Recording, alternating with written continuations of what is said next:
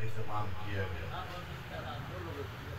आप लोगों को भी दावत दी गई और मुझे भी खलीफा मंजूर साहब ने हुक्म फरमाया चौधरी शौकत साहब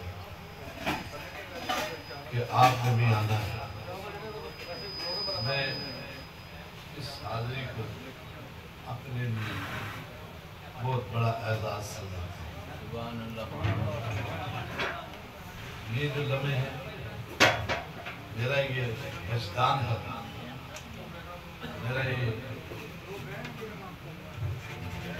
अंदर की कैफियत कह रही है कि जो ये लम्हे गुजर रहे हैं ये कल कब्र हशर में मेरे लिए बायस से बरकत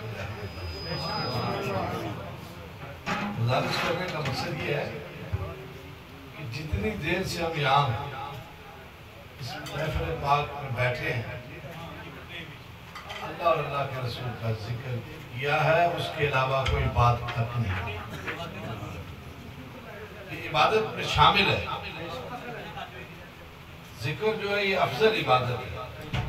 नमाज और बाकी अहकाम जो है उसके फरमान है, उसके मुताबिक आपने चलना है। वो अटल हुक्म है। बादशाह हुक्म करता है ना तो वो तमाम पूरे मुल्क के अंदर राइज किया जाता है। ये अल्लाह का हुक्म है, पूरी कायनात के अंदर राइज किया जाता है।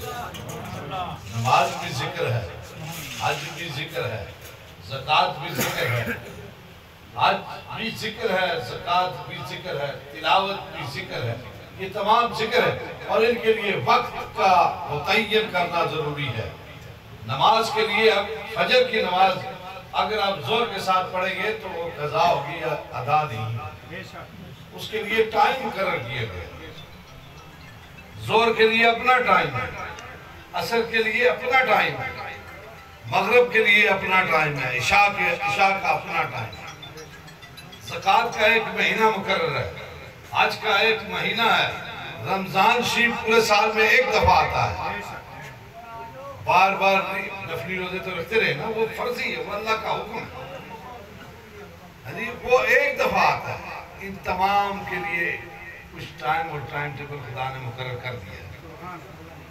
जिक्र के लिए कोई टाइम नहीं, कोई कैद नहीं। जिक्र के लिए कोई टाइम और कोई कैद नहीं, क्योंकि जिक्र हर वक्त हर लम्हा करते रहेंगे।